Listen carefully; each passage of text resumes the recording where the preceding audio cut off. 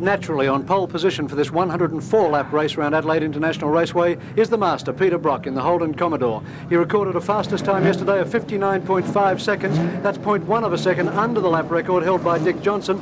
But, Paul Harrington, Dick Johnson isn't here. No, arrangements couldn't be made for him to run in this event, which seems a great pity with the importance of Bathurst looming ahead. But nevertheless, we've got a great field with two Marlborough Holden dealer team cars. Brock in a brand new machine, turning the wheel for the first time yesterday, and John Harvey in the old Brock car on the outside of that front row, sandwiching Kevin Bartlett with the Channel 9 Camaro. Bartlett's best time yesterday of 60.2 seconds, and was he upset because he desperately wanted to knock Peter Brock off pole position, and nothing he could do would do it. 30 seconds to go. On fourth row, in fourth position on the second row of the grid is Warren Cullen from Alan Brown in Commodores, then Murray Carter in the Falcon, Larry Perkins in a Commodore, then Rusty French in a Falcon. 8 V8s, and way at the back of the field is Alan Grice in the BMW 635 CSI as the revs rise. Flags up. And they're racing. Harvey overwhelmed there by the second row cars of Cullen. Bartlett and Brock racing for the first corner. Brock on the inside. Bartlett with his 6-litre engine.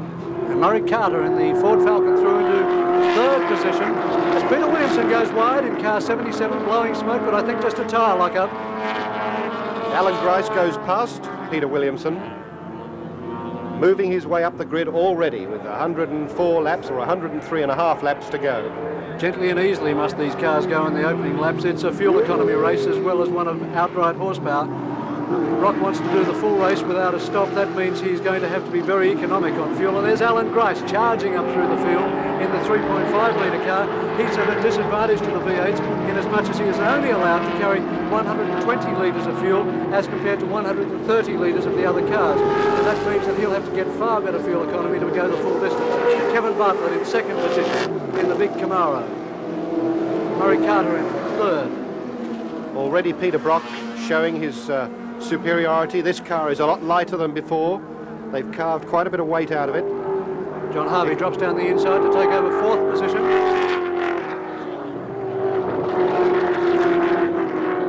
It's Warren Cullen there in fifth. And Alan Brown behind him in sixth place. Bartlett trying to close up through the twisty bits, which is odd for a Camaro. You'd expect him to do it on the fast bits. I was fairly amazed actually, Paul, that the Camaro didn't leap away at the start, because you'd expect the greater power of that big V8 engine to overwhelm Brock down the drag strip on the first time. It obviously means, I would suggest, that Bartlett is looking at the end of the race rather than the start.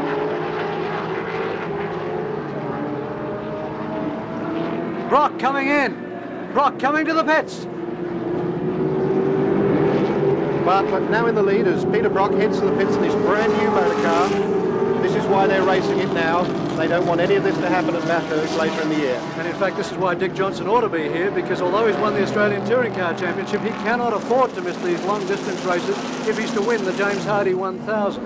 Because this is the proving ground. This is where you learn all about what's going to go wrong with your car. As the mechanics go underneath the engine of Brock's car, Bruce Nowacki, the chief mechanic, has a look underneath. Well, Will Hagon's down there. We should know soon enough what went wrong there. Kevin Bartlett in the lead, leading this group of cars. Benson Brown, that's the old Peter Brock car, or the one that Alan Moffat drove at Sandown last year. But there's our leader, Kevin Bartlett in the Camaro.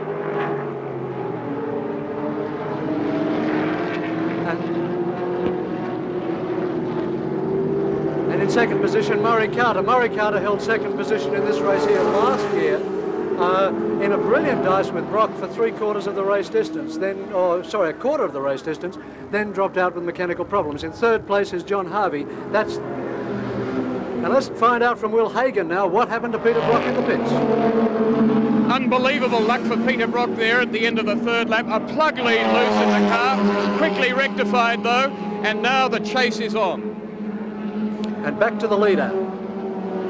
Well, if Peter Brock had any thoughts about fuel economy for this race, he's now had to throw them to the wind in this great chase we're going to see over the next hour or so. That's Larry Perkins in that car there. That was the second Marlborough Holden dealer team car from last year, the car that John Harvey occasionally drove. And Larry Perkins to drive this for about 3/4 distance before he hands it over to the car's new owner, who's done only 5 races. And there goes Harvey, challenging underneath Murray Carter, and takes second position from Murray Carter. So Harvey getting very aggressive there, knowing the team leader, Peter Brock, is a long way back. And this is Harvey's first race since Bathurst last year. Hasn't had a race since then. Carter now pulls out again down the straight. The superior power of the 5.7 litre Ford showing. Harvey challenges him going into the bottom corner and keeps his second position. Harvey not prepared to back off there.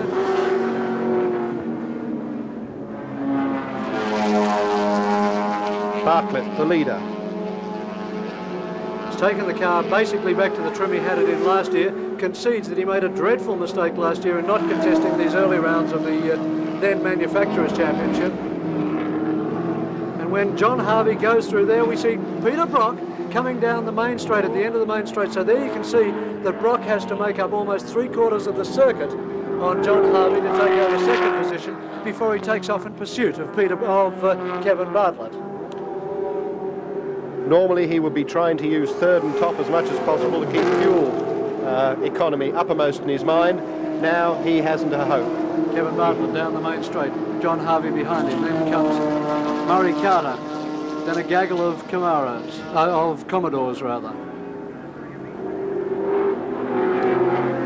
John Harvey, Murray Carter, there's the Perkins and Cullen.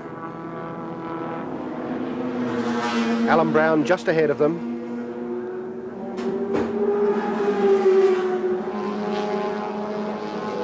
Camaro going beautifully into the oval. Harvey locking up that wheel every time into that corner, Paul. They're running on 15-inch wheels because they couldn't get the 16-inch tyres for this race. The various strikes going on around the place have just absolutely made it impossible, and there was a furious activity in the pits this morning, changing over to 16-inch rims for all their spare tyres. So the suspension of those cars is really only vaguely dialed into 15-inch wheels. That could account for those lockups. John Harvey second position behind him, Murray Carter and the Falcon. Carter, an incredible enthusiast, worked most of last night just changing things. Didn't think there was anything particularly wrong with the motor car, but just wanted to change them to make absolutely certain. Car 12 there, Warren Cullen, announced this earlier this month that his co-driver for the James Hardy 1000 at Bathurst will be none other than Alan Jones, the world champion. Car at the moment unsponsored. Cullen says it's costing him $175,000 to put the effort together. Alan Gruss in the 3.5 litre BMW, alleged to turn out 330 horsepower. Bartlett lapping as he comes onto the speedball. He'll do that a lot more times in this long race, 104 laps of the Adelaide circuit. Driving very softly, John. Has to do it at this stage. Got to conserve those tyres for one thing, because the Camaro puts a lot of pressure on the tyres. They've got the front tyres fairly well sorted out. They're using the Dunlop 021 compound, they're using Goodyears on the front rather, and using Dunlops on the back. They're not satisfied with the way the back end of the car is behaving at all, and have in fact requested new Goodyears from the importer, Alan Moffat, to try and make the Camaro handle even better again.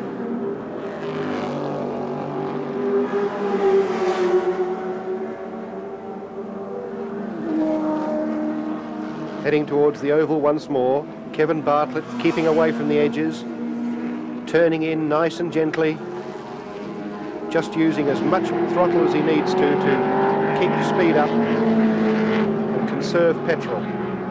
Bartlett claims about 450 horsepower from his car compared to Brock's claim of only 330 horsepower from his. That's the sort of difference that you are looking at if you take the driver's word for it. Just lapping now the little Colt, 1600cc Colt, which is driven in this race by Rod Stevens, and normally would be driven by Craig Bradkey, both Victorians, and the first time we've seen a colt racing in touring car events.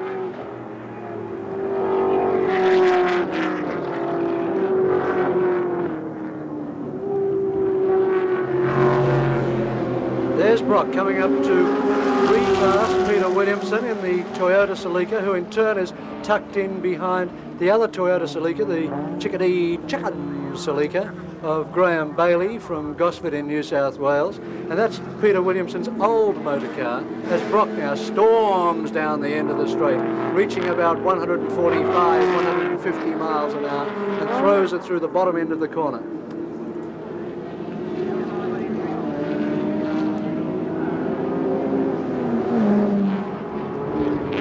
Kevin Bartlett passes the car most likely to rack up 9 points today. That's the John Bundy Mazda RX-7, which is the only car racing in the 3-litre class.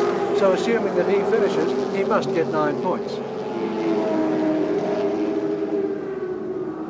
John, the Kevin's Camaro looks particularly stable through the high-speed S's. I'd say the fact that he may have gone back to the original configuration has something to do with a couple of trips that he's had across to the States. And the Americans have been racing Chevys for so many longer years than we've been racing Holdens out here. I'd say he's brought back some useful information. Brock charges through. He will not be happy about that mistake on the part of his preparers. And he is definitely making up time. The deficit would now be down to around about half a lap or maybe less. He would be obviously trying hard, but he'd still be having to spare the car, Paul, because he has a lot of petrol on board. So he has to, as it were, make haste slowly and spare the car for maybe another 30 laps, get some fuel weight off, and then he can probably start to move it around a bit more on the road. What will he be doing to spare the car, Leo? What's the technique he'd be using? Well, if he starts throwing it around with a full load of fuel, he's going to slide the car and he's going to wear his tyres out. It's as simple as that. He has to be, as he is so good at, be smooth. He is a past master of that. And as his fuel load comes down, he can then judge the fact that he can move his car a little more because the adhesion won't be too high on his tyres. They won't get too hot. And he's a perfectionist at timing his run. Kevin has to watch his pit signals, judge how hard he should drive, and again, he's got to look after his car, it being heavier. Well, while Brock's being smooth, he's also being incredibly fast. He's just turned an under 60-second lap with a full tank of fuel. The lap record, I remind you, is 59.6 seconds to Dick Johnson in a sprint race. So Brock is really going. And noticed also down the bottom there, he flicked the car rather than letting it slide through the corner. He flicked it into the corner, and there was very little pressure on the tyres for a long period, which would heat them up. Exactly right. Anyone who wants to learn about driving a car quickly over a long distance should go and watch Peter Brock. They'll learn more in one day than a lot of other people will learn in 5 years. Car 9, Kevin Bartlett, now into the S's. Just watch how smooth this man is too. A man of incredible ability, Formula 5000 racing champion, twice Australian Gold Star champion. Had an operation earlier this year to correct an ankle injury caused by a Formula 5000 crash at Sandown Park 2 years ago. His second major accident in a Formula 5000 car. Look at him working the wheel of the motor car to keep attitude off the motor car. And Will Hagon's in the pits. Let's find out what's going on. Alan Grice missed a gear getting into fourth a few laps ago, and he then had 2 goes getting into fourth as he came onto the main straight. A, he's got trouble. B, he won't be doing the engine any good by doing that. In fact, it's noticeable that he's taking the engine right up to the rev limiter because you can hear it start to miss as he's going for 4th gear on the main straight. So the BMW, I think, not running as well as they'd like. Well, Grice in heaps of trouble already, but this is what I said it's all about, a development exercise to work up to the ones that they want to win. The Hang 10 400 at Sandown Park and the James Hardy at Mount Panorama in Bathurst. Grice's mentor, in fact, Frank Gardner, is in England right now on a buying trip. Now look at Brock. He is coming up behind Harvey. He's made up all that distance. Just had a brief glance at it then. Idea of the pace has been in some of the lap times. Peter Brock, a minute .04 seconds. Kevin Bartlett, a minute .07. Grice, a minute 1.9. Probably fairly much the times we would have expected. There's Alan Grice up onto the bowl. Car 11, the BMW. 5-speed box in this car. Looks Superb-looking machine. Looks wonderful under the bonnet. 6 big injection trumpets just poking out there in a very simple engine bay. But you look at the peripherals around the engine, however, Leo, and it looks a bit messy. Price says he's had to do a lot of cutting and shutting underneath the bonnet to be able to fit everything properly, and especially with suspension angles that he's been trying to change. Well, John, they've had this car for some time. There's must be 6 or 7 months of development work that's gone into it now. It should be getting somewhere near its maximum potential. It's been very well done, and in typical Frank Gardner fashion, it was very thoroughly done. Now, I'm sure, I tend to agree with you that it's all building up to be right on the job for the Sandown race in September and then Bathurst in October.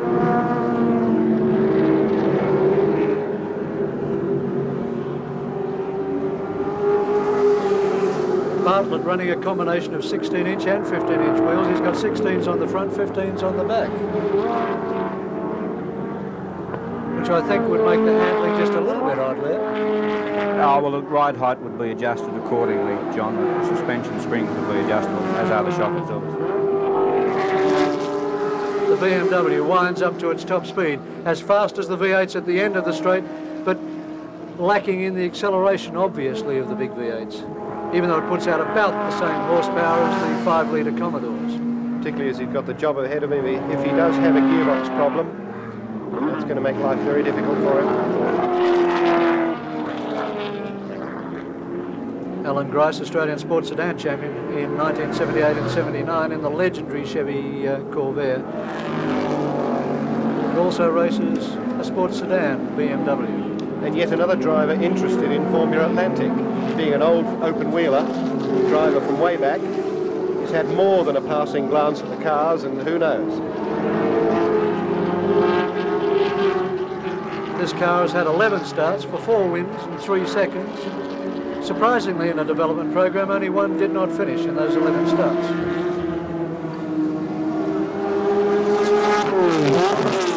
Hear that?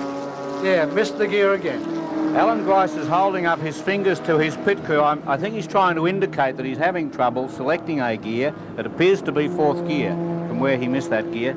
And as most of the drivers in the long distance races have a system of finger signals as well as their two-way radios in case the radios fail. And they have a little code so that they're able to advise their pits of what a problem may be if they're preparing for the possibility that they may have to stop.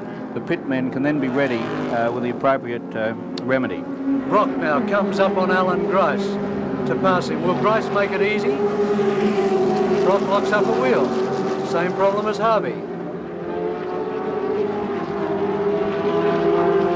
Grice has had a series of aggressive and in fact almost, dare I say it, lunatic races at Amaroo Park in Sydney against Colin Bond recently. The two have flashed fenders. They've been most aggressive with each other. And Brock is 22 seconds behind Kevin Bartlett, the leader. Out of the slipstream. And that's the difference between the two cars at this stage of their development. Peter Brock just effortlessly passes Alan Grice down the straight. Grice would be wishing the straight was possibly another half a kilometre longer, because the BMW is quite effective through the air at high speed. He would tend to hold his own at the top end of the range against the Holden. Well, indeed, Conrad Straight at Bathurst. Yes. He may have some earth-moving engineers trying to level off the mountain, though. Peter Brock up onto the bowl.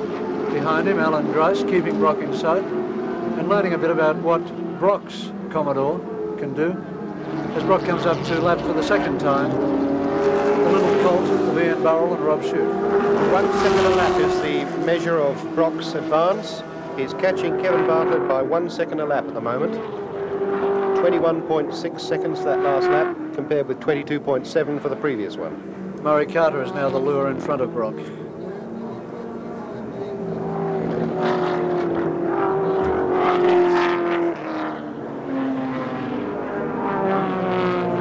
circuit like this, perhaps a little frustrating for Alan Grice to be... No, he hasn't got the speed, but at Bathurst, could be a different story. Peter Brock. The fight back. There's Carter, there's Brock. Carter's in third place.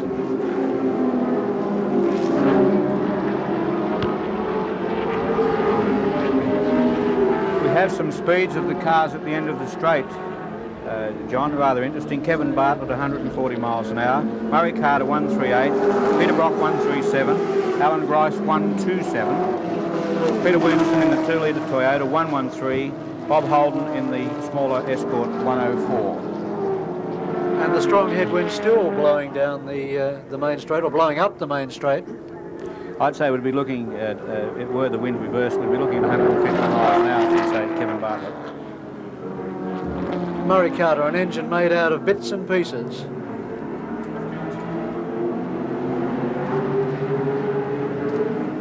Peter Brock, an engine made out of beautiful steel and lovingly prepared over 5 weeks by his mechanics.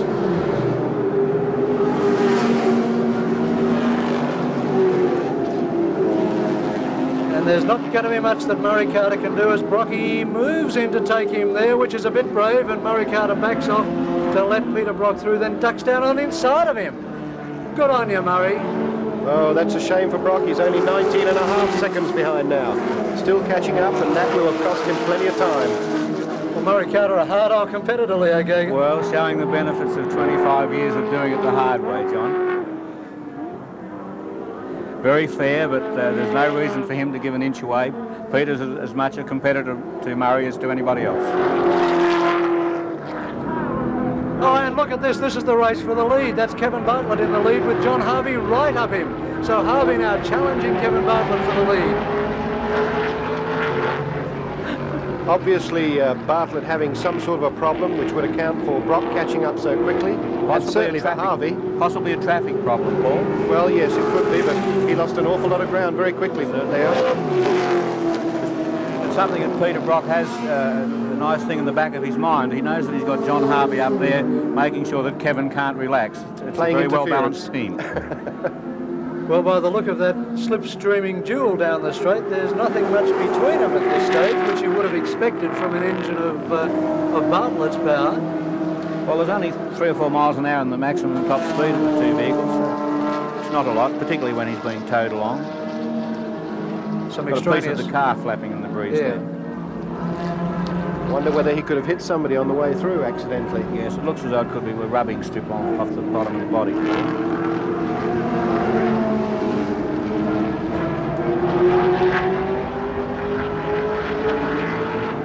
We're looking at about 80 years of experience there, and probably 40 years of motor racing experience contained in those two cars. We won't be more specific about ages.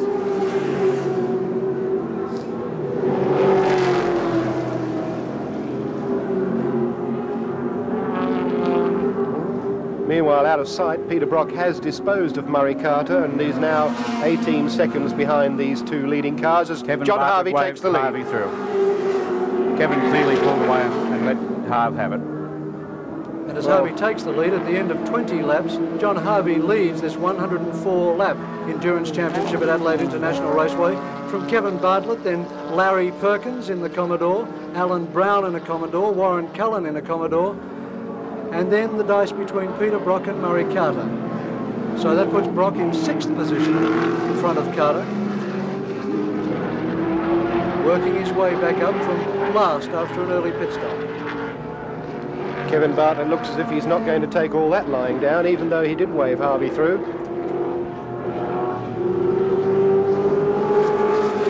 Getting a little more slip angle on the car now, perhaps, coming off the oval.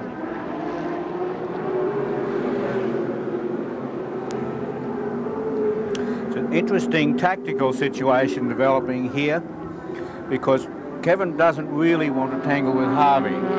He's more concerned about Peter Brock. Harvey's doing a very good job of annoying Kevin and possibly disturbing his concentration, and all the while Brocky's sneaking up on him. And also, I would suggest using up the Bartlett car quite substantially, Leo. I think Kevin's a bit too smart to fall for it. I think that's plainly why he very clearly signalled to Harve to go past and go away. But Harve did the first, but not the second. Sounded you've been there and done that, Leo. Well, the measure of the four-wheel disc brakes on Kevin Bartlett's Camaro now showing at the end of the main straight, where he managed to level peg under braking with John Harvey. Last year you would have expected Bartlett to go to spearing straight ahead, as Harvey now getting very energetic indeed, giving Bartlett a bit of a nudge. Kevin wouldn't be very impressed by that because he doesn't really want to know about a dice at this early stage of the race. Harve's, by the same token, is too smart to leave him alone, and it's quite engrossing actually watching the tactics of the two drivers. Peter Brock 17 seconds down now. So it's still round about a second a lap. He's coming back. Meanwhile, John Harvey's watching the shop. Well put, Paul. Would have to be the fastest shop in Australia today. It's a shade, actually. Bartlett onto the oval.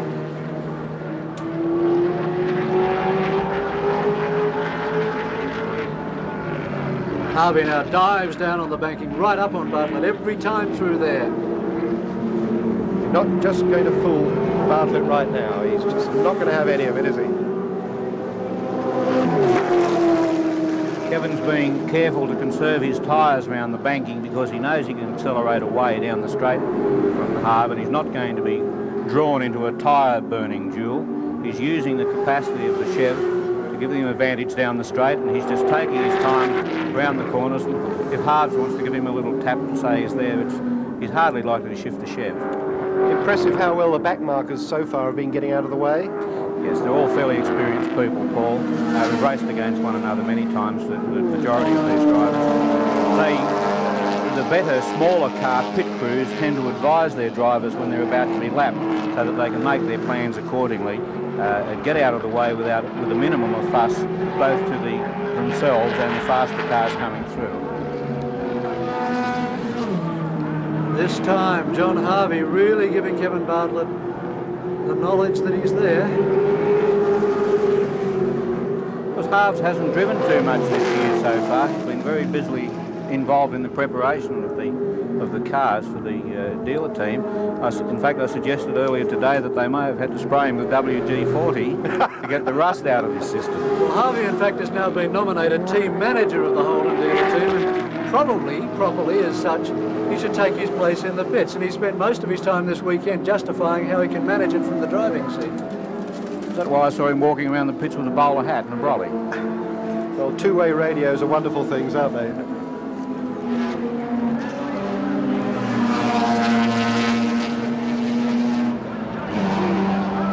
The race for the good co-drivers already on for the Bathurst race this year. Kevin Bartlett has nominated Bob Forbes as his co-driver. He drove with him last year. And John Harvey will have none other than Vern Schuppen with him. Schuppen came third in the Indianapolis 500 this year and was one of the works Porsche drivers at the Le Mans 24-hour race. And there's Peter Brock up onto the banking, hauling in the leaders, and just driving that car so well. 11 seconds. Brock back to the leaders. He comes up to overhaul Rusty French in the big Ford Falcon XD.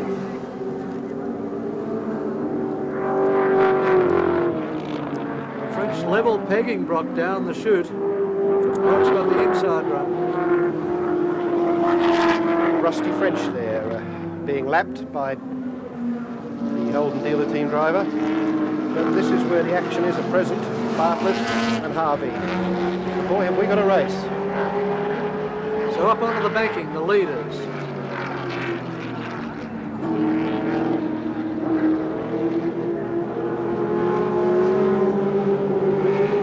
What are the chances of Harvey and Brock being able to talk to each other, do you think, on their two ways? I can't see why it wouldn't be possible. I'd like to be tuned into it at the moment. I think it would make very interesting listening.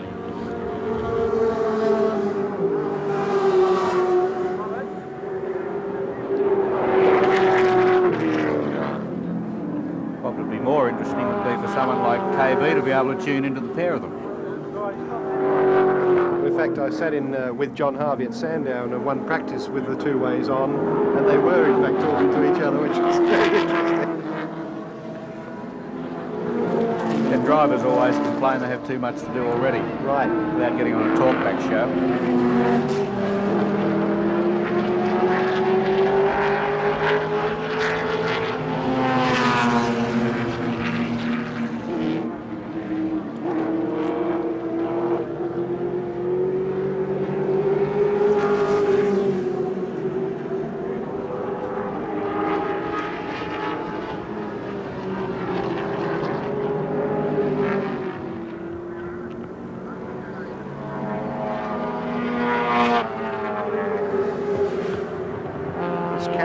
Game looks like it's going to continue for a while, John.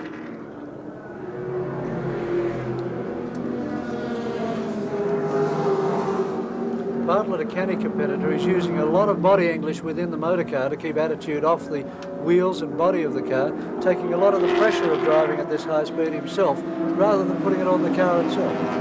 Yes, it's days like the races like these that make drivers enjoy driving in the winter far more. Doing this sort of work in 100-degree heat is rather a struggle because they're very well rugged up in their fireproof driving suits and they don't really need any direct sunlight. It's actually ideal conditions for motor racing right now. The road is clean but cool and the air is cool, allowing good cool air into the engines, and the cars would be giving their very, very best. Interesting fact about the two Holden dealer team cars, Peter Brock is driving without a brake booster and Harvey has a brake booster on his car. Now, without the brake booster, of course, Peter Brock is being forced to use an awful lot more pedal pressure, stopping at the end of the main straight. And Harvey was telling me earlier he prefers it with the assistance of the servo, and he finds it far less tiring. Well, the theory behind not having the booster is something that we did many years ago with the Chargers, Paul, because it is very difficult to avoid locking up a brake with power boost assistance under really severe braking conditions.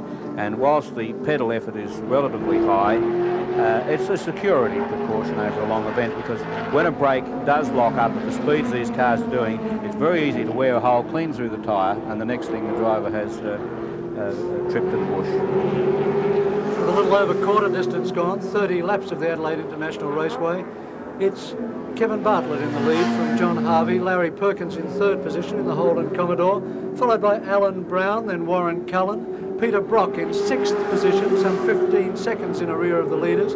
Then comes Murray Carter and Alan Grice in the BMW in eighth place. Well, that distance of Brock back to forward to Bartlett is now down to 14.2 seconds.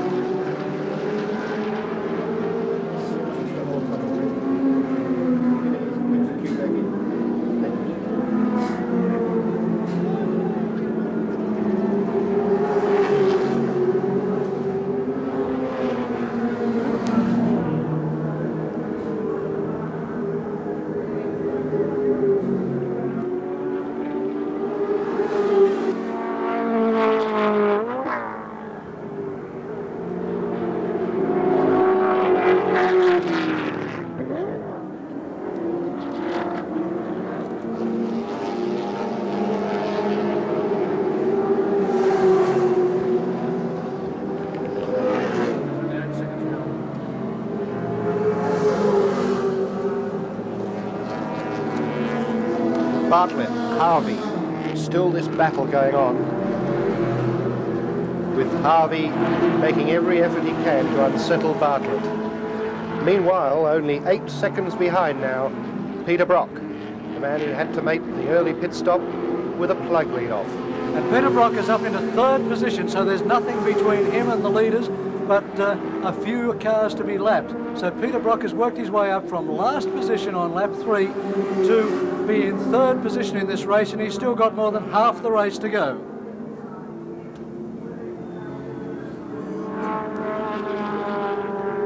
About the length of the main straight, probably a lot less. In fact, there he is. A lot less than the main straight. He has them in sight now, John.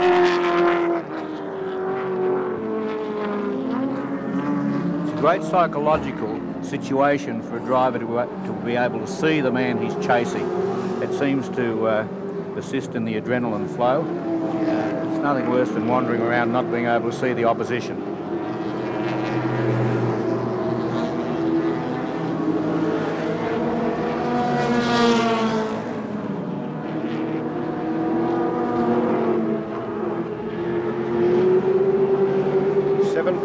Seconds. So Bartlett has speeded up a little more. Presumably his pit crew will be telling him the situation. It's interesting to see that John Harvey is working his car quite hard. He's really doing an excellent job as a number 2 driver in harrying Kevin Bartlett. He's not too worried about maybe his tyres going off a little bit and having to slow later, because he knows that Peter Brock's going to come through and take over the job. I'm sure Kevin Bartlett will wishing someone else ran a Camaro with him. Going through a back marker there, who had to go into the agricultural areas just to avoid contact. Whoops. It was again brake lock up onto the bar. Murray Carter into the pits. So Murray Carter, who was lying in 7th position, again succumbs to the sort of mechanical problems which must make his life a misery as Will Hagon moves round to try and get a word with Murray Carter through the windscreen. What's the problem, Murray? We seem to have been having a problem with the rear tyre after we had that spin, whether it's either flat spotted or it's shredding, so we just stopped to check it. We had to make a stop, so we decided to make it before our time started to suffer. And what sort of conditions is the circuit in? It's very slippery. I don't know whether it's oil or whether it's a problem with our rear tyre, so I thought we'd better check. You're in 7th place up until then. Pity for the spin put you back. Well, it was unfortunate, but that's part of the business, so we'll just have to try and work our way back up again. So he tries. Bartlett's coming in. I beg your pardon. No, Well, that was the most unusual approach to the corner. I think he really wants Harves to go away.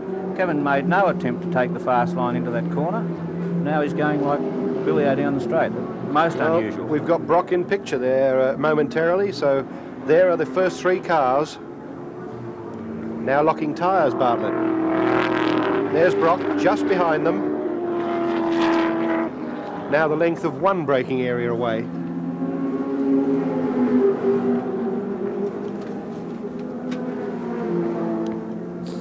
Brock hardly daring to throw the car around too much, but dying to get up there with them. No, it's interesting. Harvey in the lead. Bartlett and then 05, Peter Brock. So Bartlett now in the unenviable position of being sandwiched between 2 Marlborough Holden dealer team Commodores. And Harvey, if anything, moving away a bit from Brock there. Well, certainly moving away from Brock, from Bartlett. And Brock now right up on the tail of the Bartlett Camaro. Harvey looks as if he's pulled out the stops. He really has, because he was fairly untidy coming off the oval then. Well, Leo Gagan, would you perhaps give some thought to Kevin Bartlett being in trouble? I'm rather concerned about those rear brake lockups. That won't be doing his tyre situation too much good at all. I don't think it's hard driving on Kevin's part. It's possible he's having a minor problem there, because he's too far into this race now to be throwing it away by over-braking. I think he's having a little difficulty. So he gets the John Harvey Marlborough Holden dealer team Commodore off his tail and gets Peter Brock straight on it. The red and white car here filling his rear vision mirror. They just won't go away.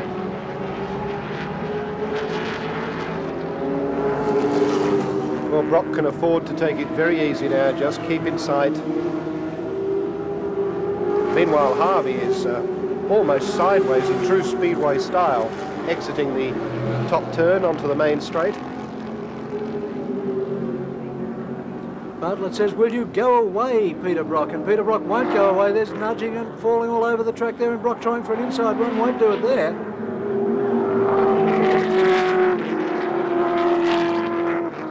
If it was anybody else but Bartlett, they would have had to have gone off the road by now, without a shadow of a doubt.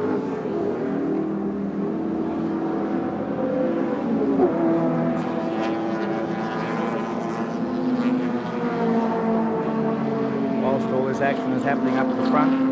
Very interesting. Rod Stevens, a previous winner of this event, is leading the up to 1600cc class in a Colt, which is a new car to motor racing in Australia. And Colin Spencer in the Gemini is playing second.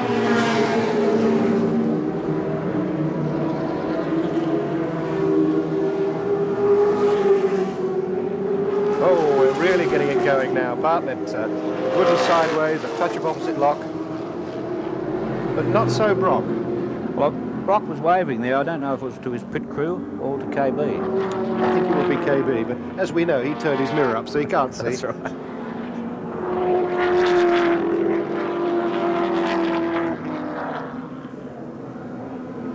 There's a very good back marker going almost onto the grass to get out of the way of this lot. Harvey marching away. Obviously not the slightest bit worried about fuel consumption, tyres or anything else. He's just having a ball. I'd say there's one or two things. He's going to come in and have a look, or he knows that he won't have to come in and he's going to try and win this race. Where will he work next week? He might be able to talk KB into There we go. the job. Peter Brock through. On the banking, a difficult place to park, and he passed it, he did it. And Bartlett now looking for a way through down the chute. Wrong side of the track to be doing it. But there's the power of the big Chevy Camaro, because he overtakes Brock, and now it's Brock's turn to go to the outside and look for a braking manoeuvre. You would hardly believe this was endurance racing, would you? No, I think the sight of Peter in front of Kevin was a little bit red raggish. Peter Brock waving his hand out the window there. And a brake locker. Well, it's pressed beyond human endurance, never mind Australian endurance, I think. Rocky was probably a little bit concerned that while all this is happening, the hards are tending to slide away a little bit. There's Harvey in the lead. He's lapped Alan Grice in the BMW. Behind them come Bartlett and Brock right behind him again. And again, the weaving and diving down the straight that you expect from Formula Vs, not from big touring cars like these. Ooh, Brock on the brakes a little bit, yes. That was a braking duel par excellence without a shadow of doubt. Brock was very unstable. Oh, there's a nudge. Bartlett was very unstable, really fighting their way through the corner. Yes, Rocky had really outfoxed Kevin there. He had the best run into the corner. Kevin didn't want to know about it and put the car in far too tight. And actually, Rocky had to really jump out of the way, otherwise they both would have been off in very slippery grass. And we could have had the distressing situation of seeing the two of them bogged in that very soft earth. So now we're just going to have a look at that again as they come into the corner here. As Brock Kevin Bartlett right. comes to the pits. And there we go into the corner. Bartlett locks it all up. Brock has to move right out of the way. Bartlett has no option but just to stay out wide, and through goes Peter Brock as Kevin Bartlett now comes to the pits after that incident. We'll put the watch on him as he comes to a stop. He seems to be in no hurry to get there. Crew waiting with tyres. Watch is on. The pneumatic jacks getting the car up with some difficulty. And the air tools, as you can hear. Kevin, what's the problem? Tyres. Tyres. The motor running well and brakes okay? Brakes are all right, motor's just lost a cylinder. There you go, Kevin Bartlett, anything but happy. Enjoying the battle with Harvey? Yeah, I was quite settled down into it, actually. It was very nice. I reckon their tactic would have been to get Harvey out in front of you when Rocky caught him so they could run 1-2. Are you going to be able to finish? Don't know yet.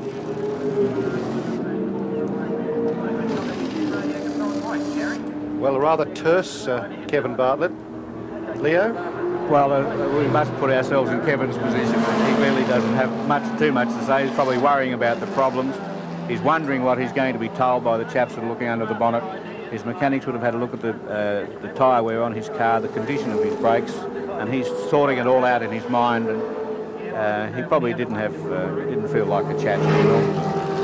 Will's a lovely fellow to have a talk with, but not under those circumstances. So now we come down to the Holden dealer team 1-2 dance. John Harvey in the lead, Peter Brock, the team leader, behind him. Will it remain that way on the road?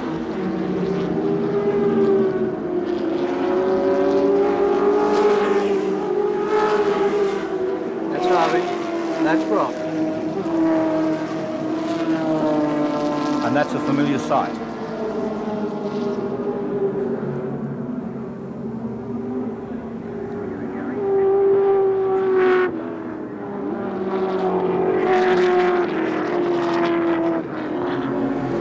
Over the years, Brock makes some incredible comebacks. There's Kevin Bartlett's engine. Look at that huge intake for the big Holly carburettor up on top. The mechanics play around down the side of the motor car, reaching down into the plug area. Obviously a difficult situation here for Kevin. A very long stop. Virtually putting him out of the running in this event anyway. But and there's the answer. That's yes. Kevin Bartlett getting out of the motor car, telling the lads there doesn't really seem to be much point in rushing the effort.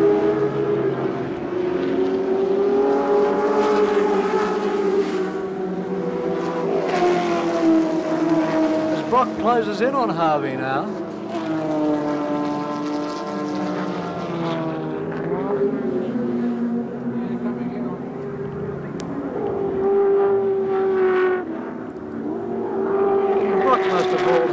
By 2 seconds on that lap. I think we're starting to see some team tactics here now and team driving, and Peter might have rang Harves up and reminded him who signs the paychecks.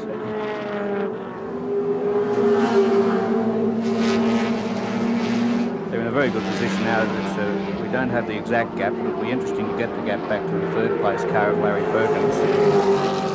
These pair can now dictate their own pace for the remainder of the race, which is still considerable.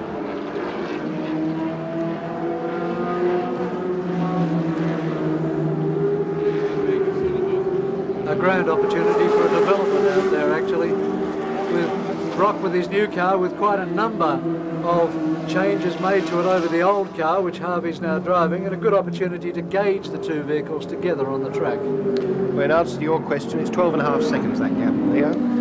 Thank you, Paul. And we're just over half distance now, so anything could happen still. And Will Hagon's in the pits. A spark plug, the problem, down the back of the left-hand bank of cylinders.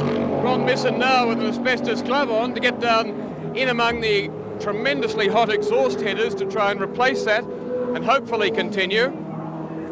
It may be, of course, that has done some damage to the piston in that cylinder, but Bartlett's still hoping that they can continue. Team Chief Ron Misson working on the car that had fought so well for the lead.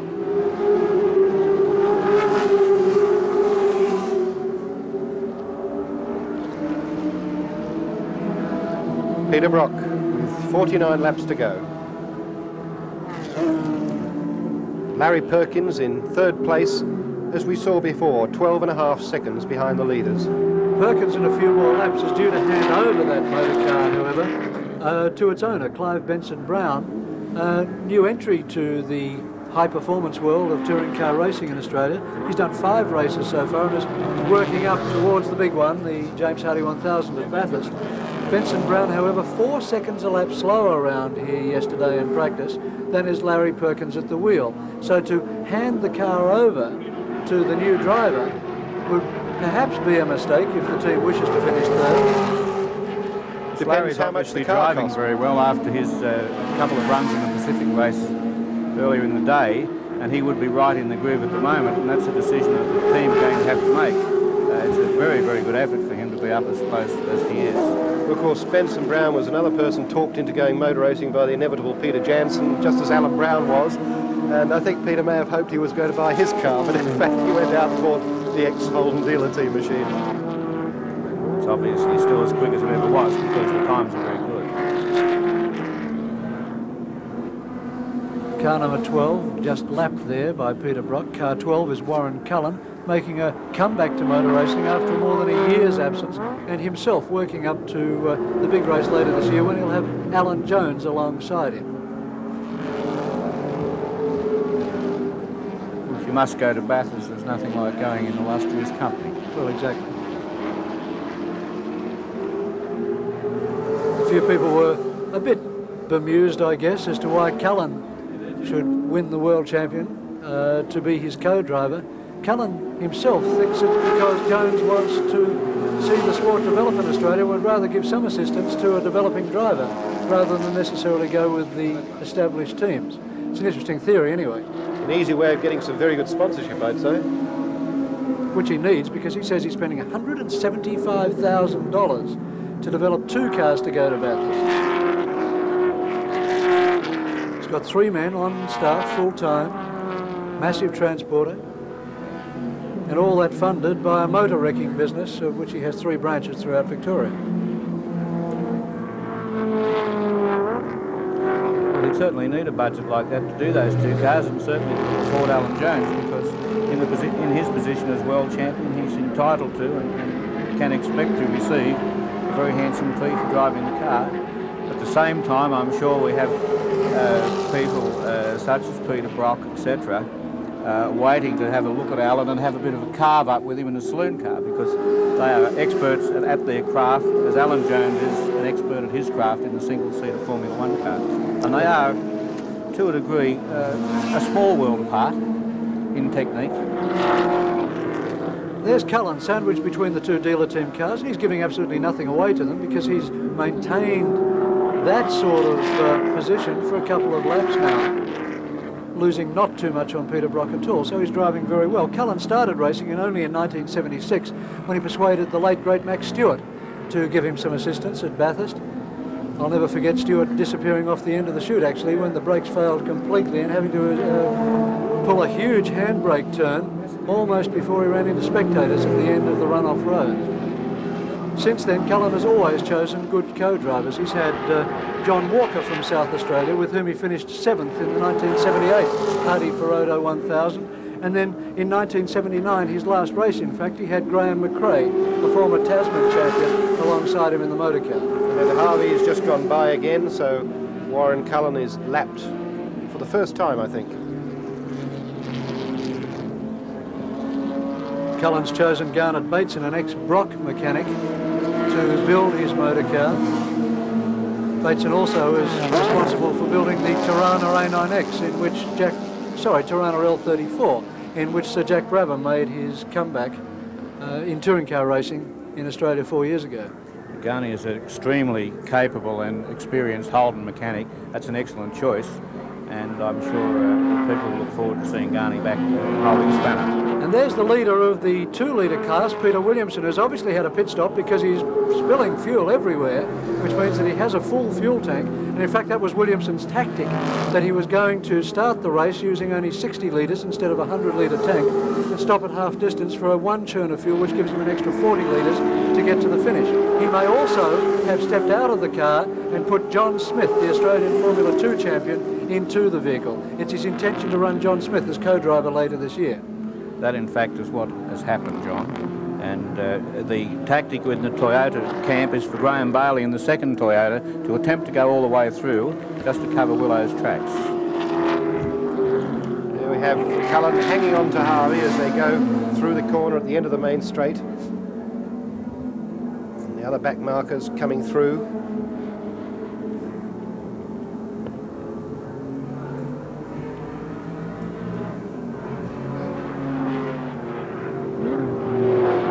Larry Perkins still in the seat. Got a lot of racing today.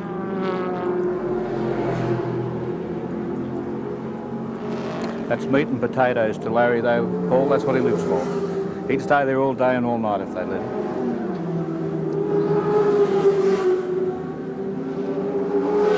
There's the BMW of Alan Grice, to be shared in the longer distance races by David Hobbs, the very accomplished English international racer.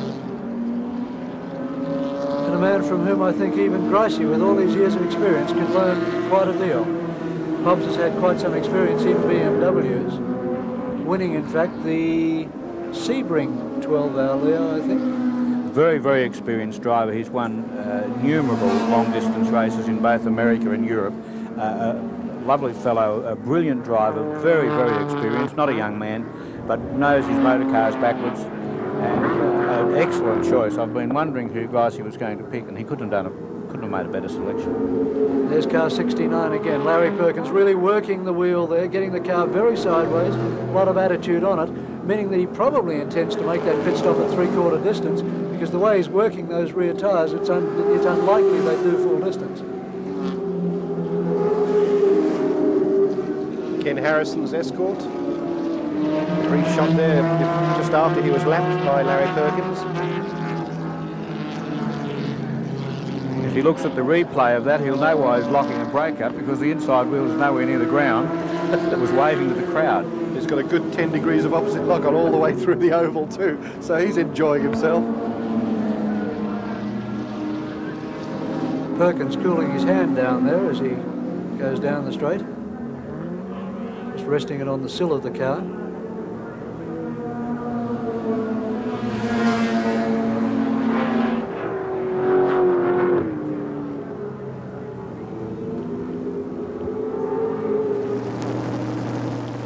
Rusty French in the pits there. Fuel.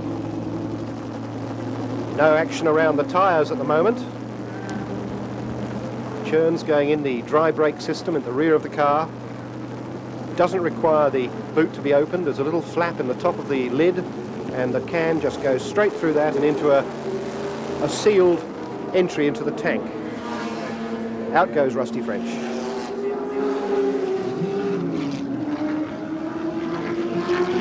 Car 5, the leader, Peter Brock, comes up onto the speed bowl. Some third of the race remaining to be run. We'll wait to see whether Peter Brock is going to take a pit stop. Tyres.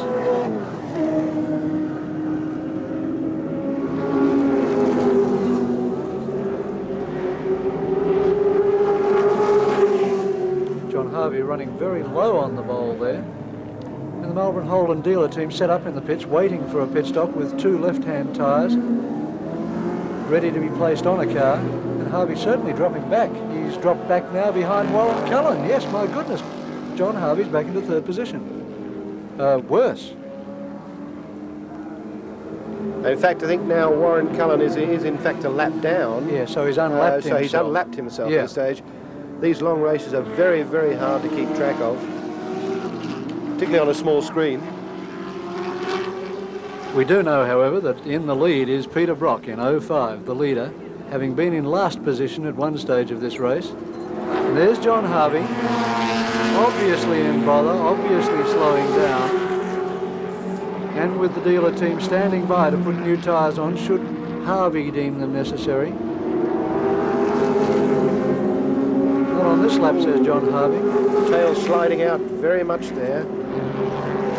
He's not going very hard, so obviously the rear rubber is in a fair bit of strife. And they both pass John Smith in the Toyota Celica, the fuel-injected Toyota Celica, which is coming second in class, having had a pit stop with the Chickadee Chicken car, the Toyota Celica naturally aspirated with carburation in the lead in the up to 2 litre class.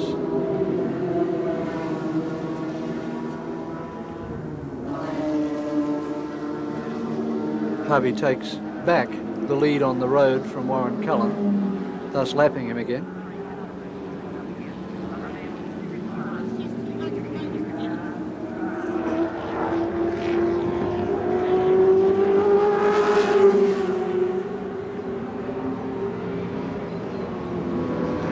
Once again, Harvey passes the pit entry road, embarks on another lap.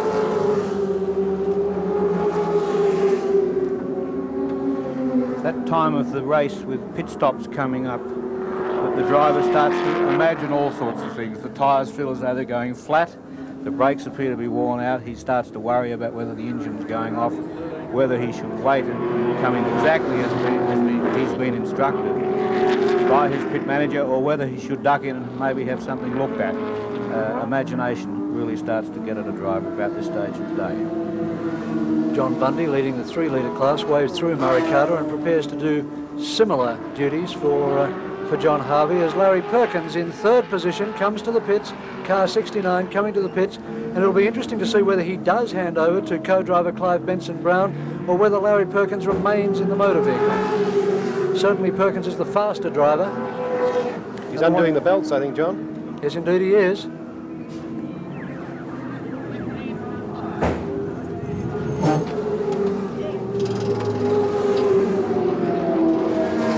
Larry Perkins coming in now, handing over to Clive Benson-Brown, helping him to get the crutch straps and the lap straps across and the 6-point harness. Larry's put the car into a beautiful 3rd place for him, in behind the dealer team cars of John Harvey and Peter Brock, running 2nd and 1st respectively. Clive Benson-Brown now in, lashed in nice and tightly. Larry just about to warn him of the condition of the car, then can't think of anything to say. Larry, how's the car going? Real good, real good. Good? It's got a puncture or something though. It's got one? It's going real good, it's got a flat tyre though. Right. And the way Brocky went past you, he's got a lot of steam, hasn't he? Yeah, it's so good. But what sort of conditions is the circuit in? Real good. Is it? Real good. You enjoying the early part of the race? You had some company there for a while.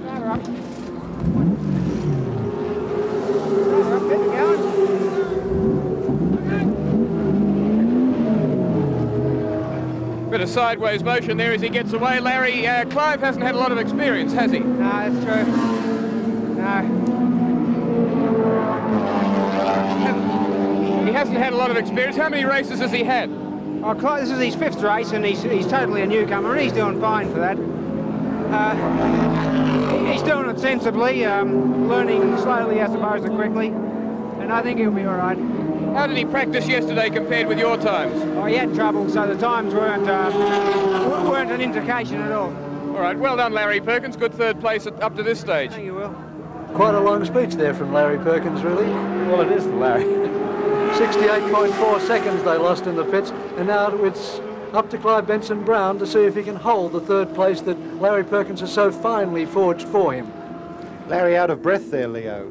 Why would that be? Well, he's been working very hard all the afternoon, and with a deflating tyre, I'd say his last lap was probably fairly hectic. There's only 30 laps to go, and Clive Benson-Brown, given the lead that Larry has put him into, or the position that Larry has put him into, could well hold it. If, as Larry tells us, he had trouble yesterday, he may be able to improve on those times that he did. Underlines the points that this is a very physical sport, as well as being, you are just sitting in the car, but there's a lot of energy consumed. Oh yes, when Larry got out, I'm sure he felt as though he'd ran 64 laps. And the BMW comes to the pits. Peter Williamson there, standing outside the pits on the main straight, looking a little bit disconsolate, maybe wondering what to do. The car had a minor engine problem yesterday, just a minor electrical problem. It's possible it has recurred. They must be very disappointed because the car's been running beautifully. There's the BMW in the pits, Alan Grice. Full turn of 40 litres going into the car at the back. Tyres going on the front left and rear left. The left-hand side, of course, which gets a lot of working here. And Will Hagon is with Alan Grice. Alan Grice, a puncture looks like about all you need on top of your other woes. Yeah, that's right, Will. Look at the fella going down. We've just worn it out. It's very hard to get good rubber. You were having trouble getting gears earlier on. Yeah, I've lost 4th gear. If I have to use it, I've got to hold it in. It doesn't help. It also seemed to have a miss at high revs. Was that because you're taking it up to the rev limiter? No, it does seem to have a bit of a miss. It sounds like a plug. But we can still finish the race. Who knows? Other than 3 or 4 problems, it's running all right. Yeah, well, I've got to earn my money today. Alan, give you a good indication of what to do before the major races? Oh, yeah, certainly. That's what we're out here for.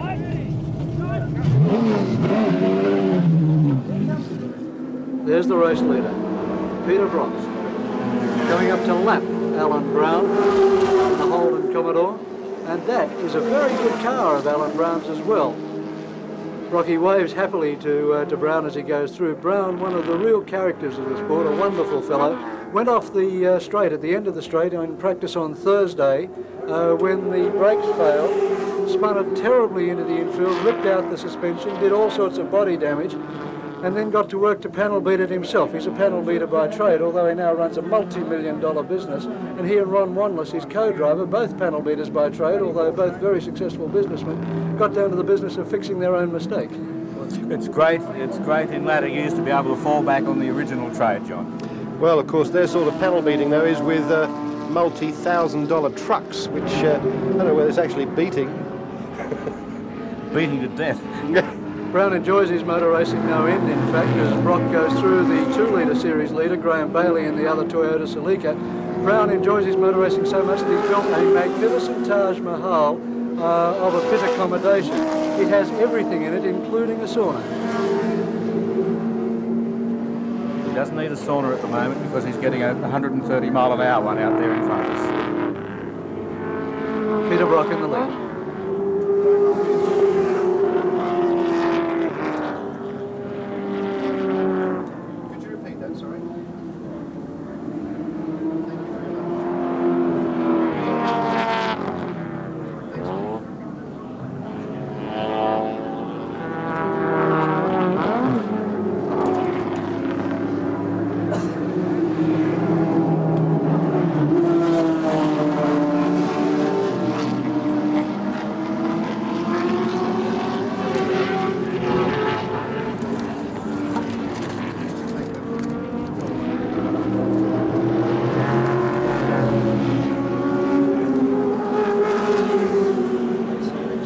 Laps down, Peter Brock is in the lead from John Harvey. Clive Benson Brown is in third position. Then at least one lap down is Alan Brown in the Holden Commodore, followed by car 12, Warren Cullen, and then car 11, Alan Grice. So with 24 laps remaining, Peter Brock goes on his winning way, and it must be a wonderful feeling for him to be out there with a clear track after the last 6 months of chasing Dick Johnson all round the Australian Touring Car Championship. Johnson won 5 of the rounds, Brock won only 3. Significantly, Brock says that he never once passed Johnson on the road when Johnson wasn't in trouble. He says the power of Dick Johnson's Big Falcon is just something to be believed. In fact, he says the power to weight ratio is something to believe, and he wants to have Johnson's car weighed to find out just what it's all about. I believe it has been weighed, John, and I thought that issue had been resolved. You may be right, that it might be going to be reopened. But I'd say Peter Brock would be one of the few people that aren't sorry that Dick Johnson isn't here today. Well, indeed. Brock also is in the middle of a battle with the Confederation of Australian Motorsport, the controlling body of the sport in Australia, to have them recognise some cylinder heads, which he desperately wants to run on the Holden Commodore. He had them on the dynamometer on the engine he's running here right now last week, and got 27 horsepower more and 11 foot-pounds of torque more. He's currently getting 330 horsepower, and he says the extra 27 horsepower would get him right up with Johnson. Well, that's understandable. I'd say that Dick's car has developed as far as it's going to go, which is a very long way, and it's up to everyone to try and catch him, and the owners, the ball's in their court, really. Leo Johnson perhaps a little bit silly not to be here today.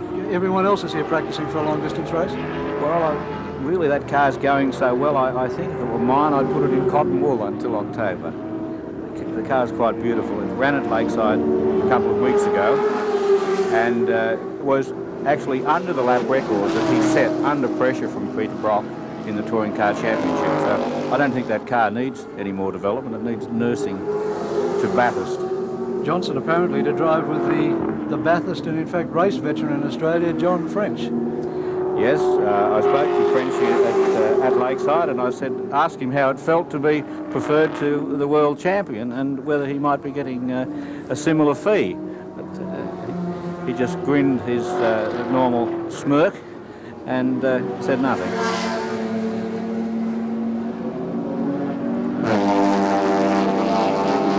French, in fact, a A very proud dad. His young son is really carving a name for himself in motorcycle racing at the moment. It may not be too long before we see another French on the tracks in regular competition. And there's Brock in the lead.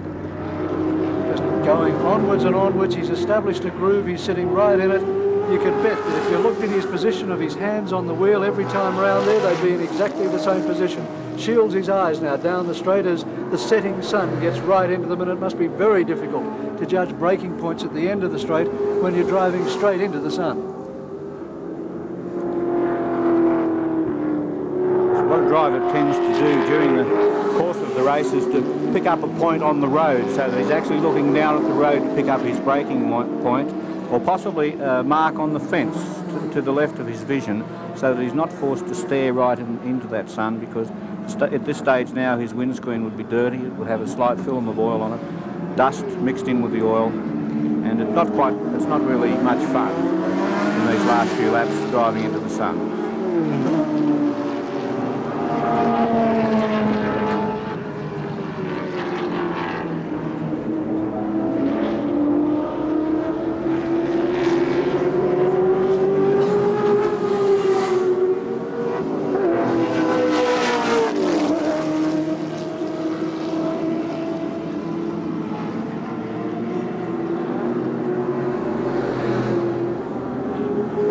That's Clive Benson-Brown in third position, being lapped now by Peter Brock, so Benson-Brown backing off a little bit. He's had his pit stop, of course, so that'll probably be 2 laps down on Peter Brock when you come to think of it, because he had 68 seconds, I think, 68.4 seconds in the pits. So Benson-Brown double lapped by Peter Brock, and still in third place.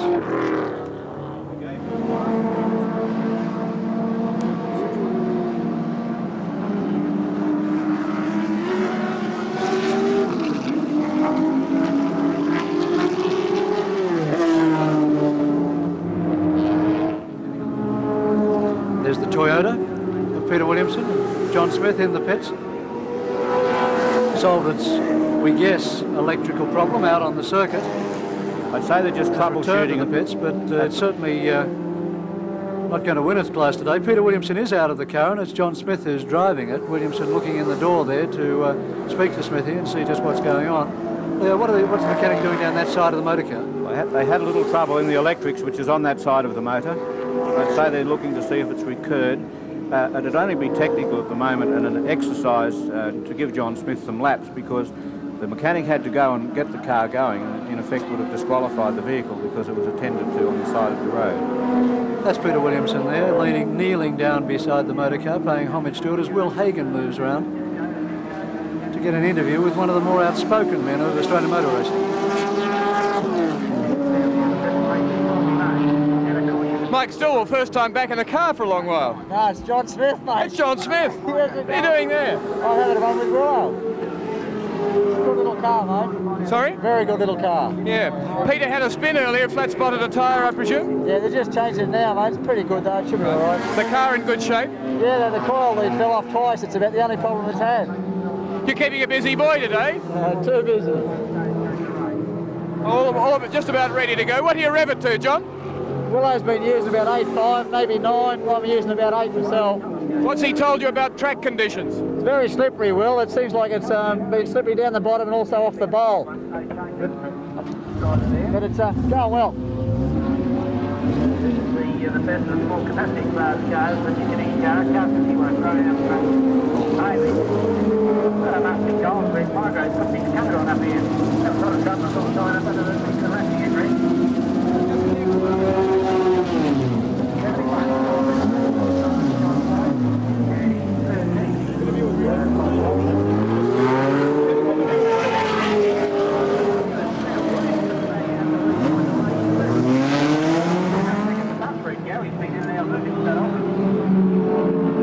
I was watching over the entry to the bowl earlier, Peter Williamson, and I saw you have a spin. It's a bit unusual. Yeah, I locked a brake going into it, and I had no choice but to let it go. I was trying pretty hard because the coil wire continually falling out, and I don't know why, we just can't keep it in, and I tried to make up some time, and I was going pretty quickly, and one of those things, made a mistake. You had a problem earlier in the race with Graeme Bailey, to whom you, of course, sold the car. It seems a bit of an error the way he gives you all this trouble. Yeah, oh, well, the car's exactly the same as mine, and We don't keep anything from him, and he's driving very, very well. In fact, he's getting too good. We'll have to do something about it. He has improved in recent times, hasn't he? Has he ever? Yes. But that was a fairly long pit stop, Peter. Will you still be able to get back to the lead in the 2-litre class? No, John Smith's having a drive just to get used to the car and to get to learn a bit about it. We're in a pretty hopeless position over a silly little thing. We're just going to have to just run this race out and come back another day. And there goes the 3-litre class leader. Car 93, John Bundy, spins out. But as he's the only car in the 3-litre class in his Mazda, rotary powered, he can afford to take all the time he wants as long as he gets to the finish line and the money. He can stop for afternoon tea, John. Have a tea and a bicky.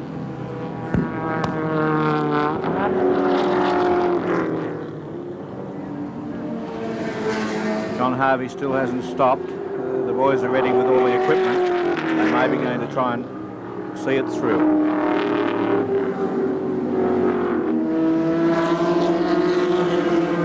And with 90 laps gone in the race, 14 remaining, Peter Brock and John Harvey lead the first round of the Australian Endurance Championship for 1981 by an incredible 3 laps from Clive Benson Brown, then Alan Brown.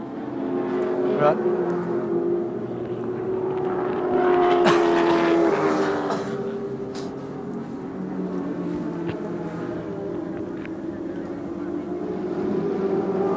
And with 90 laps down in the first round of the Australian Endurance Championship for 1981, Peter Brock leads by an incredible 3 laps from Clive Benson Brown, then Alan Brown, then car 12, Warren Cullen, and car 11, the BMW of Alan Grice. In second position, of course, is John Harvey in the other dealer team car. They are the only 2 cars still on the same lap, and as I say, they are 3 laps ahead of their nearest opposition. Talk about a walkover.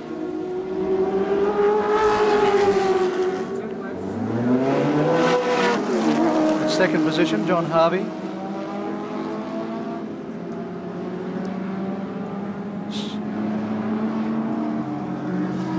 Still in the pits, the dealer team mechanics have their left-hand tyres standing by, their air jacks ready, all the machinery ready to go to help these 2 cars along their way, but it just appears that they don't need any assistance at all, as Craig Bradke in the Lancer gets out of the way of John Harvey. Harvey this time points to the pits. There's no doubt, John, that with that lead up their sleeve, they can, if the drivers are in the slightest doubt about the ability of the tyres to last or their fuel supply, they have the luxury of being able to give away a lap, stop and throw a couple of tyres on for safety's sake and put some gas in. I wouldn't be surprised at all to see John Harvey stop this lap. This time last year, in fact, in basically the same position, John Harvey had a flat on the last lap and limped into second position. So this time, possibly with that warning in mind, he will take the sensible way out and go to the pits now. Yes, he's pointing.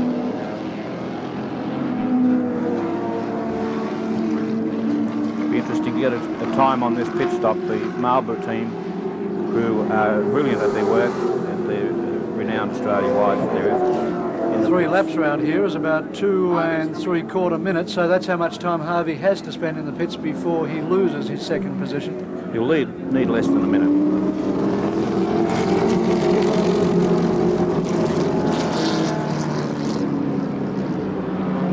Left-hand rear, he says, or fuel. Or both.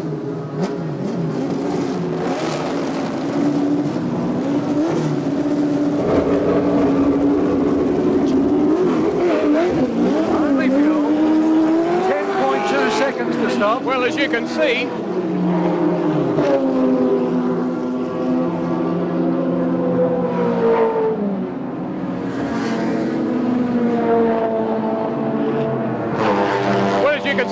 just a problem with fuel for John Harvey.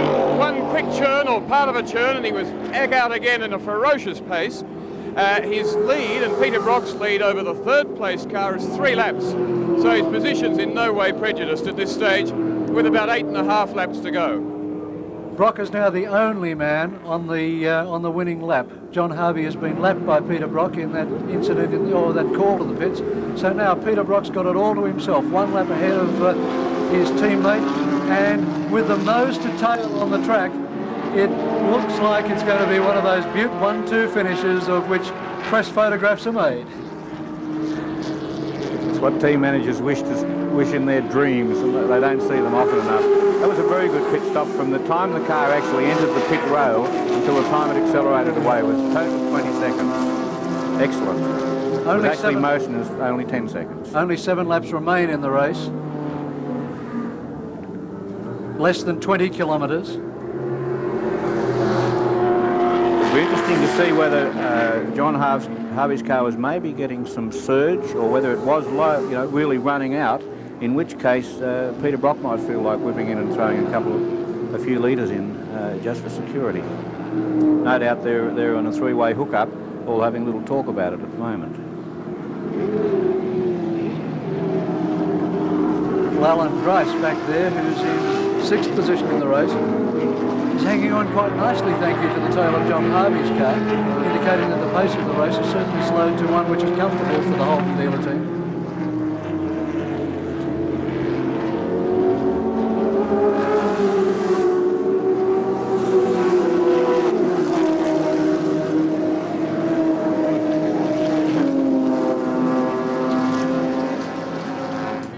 Brock this year to share his long-distance drives with 3 times co-winner of the Hardy Ferrado 1000, Jim Richards, and Harvey, of course, to share with Vern Schuppan, the international driver, who's driven at Bathurst on a couple of occasions in Ford Falcons, without much success, but who must be very pleased that he's been asked to drive for the Australia's premier racing team this year. It's a very strong team indeed, and of course the winning team of Brock and Richards, I can't see that being broken up for a long time to come. But Vern has been doing quite a number of long-distance races in America and Europe. He did Le Mans, and of course he had that brilliant 3rd place at Indianapolis. So he's a real catch for the Marlboro dealer team. Well, in fact, Harvey said that he chose Schuppan to be his co-driver when Harvey was over at Le Mans this year to watch Brock drive there. And Harvey snuck into a forbidden place through a golf course down the end of the Mulsanne Straight, where no man is allowed to go, and in the middle of the night he watched Vern Schuppan come through in the big twin-turbocharged 935 Porsche at above 300 kilometres an hour with the turbocharger on fire, and he said Schuppan was just so good, so much in control, that he had to have him with him in the Holden dealer team car. It's a very good selection. Vern is a well-experienced driver. Saw the way Harvey flew out of the pits there at the end of that quick pit stop to take on fuel. He actually did it under a red signal at the end of the pit lane here. There's a green and a red button held out, and there was another car going by down the straight at full speed, and therefore he was being shown a red button as being observed, and now it's being discussed by the clerk of the course as to whether he should suffer some penalty for it. It's a bit of a pity if he does, because he had sufficient lead, some 3 laps over the 3rd place car. He and Brock are in front. So he didn't need that sort of urgency, although of course the driver is wound up and doesn't appreciate that at the time. That John Harvey, still in 2nd place, could suffer some penalty. As soon as we get news, we'll bring it to you. The Hagon races have been lost in that circumstance. Yes, it's a difficult thing that the officials have the safety of everyone in mind. They have to enforce those rules. I'm sure they'll look at it sympathetically. If there wasn't too much danger, John may escape with a reprimand. John, of course, his adrenaline would have been pumping so much that he could have even missed that sign. Well, in fact, I think of only this year the Johnny Rutherford incident at Indianapolis, when in almost identical circumstances he threw away the Indianapolis 500 by just disobeying the rules when he shouldn't have done it because he was in control. It's a difficult situation. Fortunately, the rules are administered in a good spirit, and I would suspect that it won't go past a little chat with the clerk of the course. 3 laps remaining in this, the first round of the Australian Endurance Championship for 1981. And Peter Brock out to put big points on the board, but look how close Alan Grice is there to John Harvey. There is absolutely nothing between these 2 cars in the closing stages. Not on the same lap by 3 laps, but at the same stage. It's interesting to watch just their individual performances on the road. and see that Grice certainly is capable of getting himself on a pace and staying with a car like Harvey's. Of course, we don't know particularly what condition Harvey's car's in. That's the distance back to Harvey. Harvey dropping a little bit back from Brock. And the positions as we enter 100 laps. It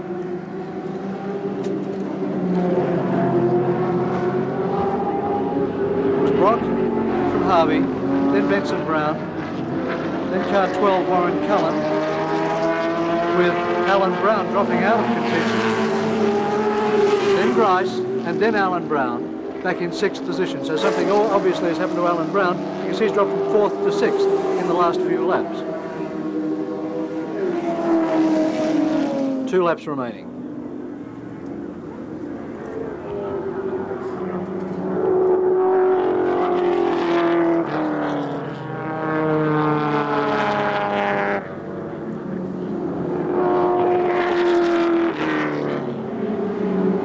Peter Brock's earned his pay today, John.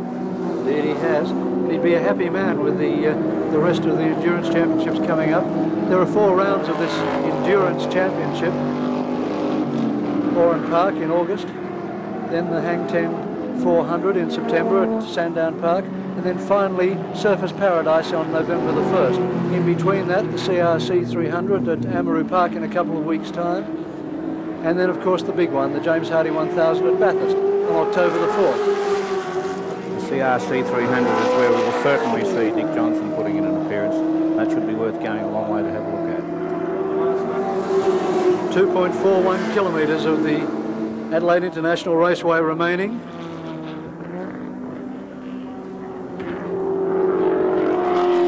Peter Brock, steely eyes, looking into the far distance. This is the longest lap, John. It takes forever.